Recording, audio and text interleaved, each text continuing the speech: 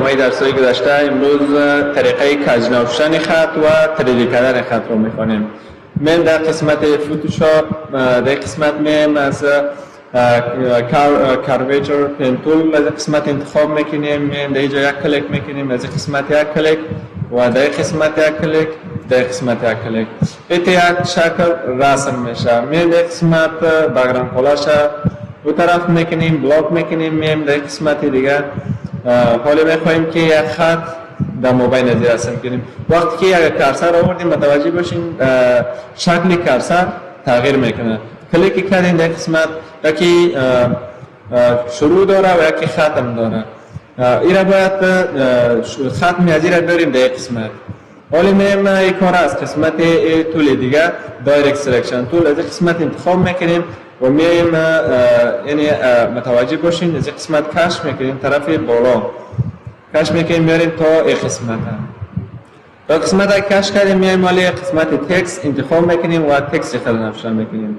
نوشتن میکنیم که مثلا این پاک میکنیم، نوشتن میکنیم که از یک قسمت طرف راست انتخاب میکنیم، مثلا فوتوشاپ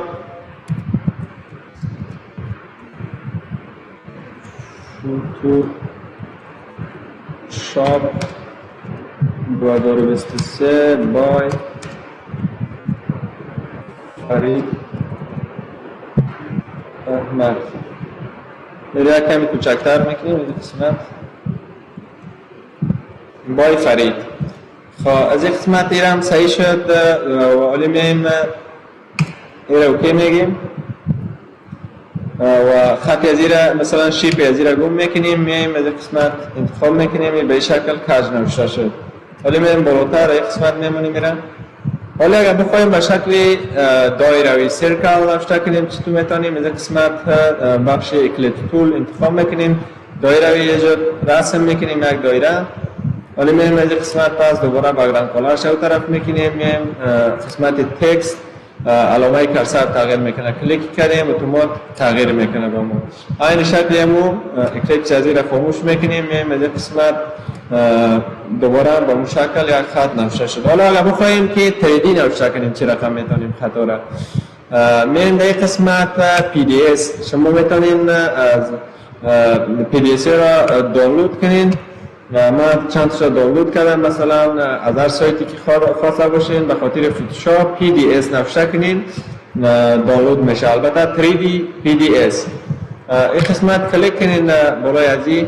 من در این قسمت اولین کاری که میکنین مثلا در این قسمت ادیشن ازی این قسمت پلیس یور اما خط خود در این قسمت انتخاب میکنین. تو ما دوباره کلیک کردیم میین اینجا.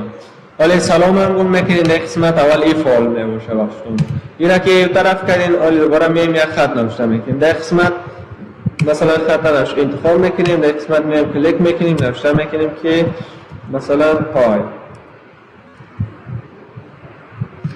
اینا انتخاب کردیم. میم از قسمت اینا یک کمی خطش بزرگتر میکنیم.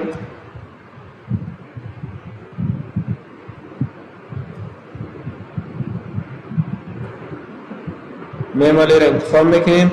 فقط هم کنترل اس هم میزنیم این سیو میشه.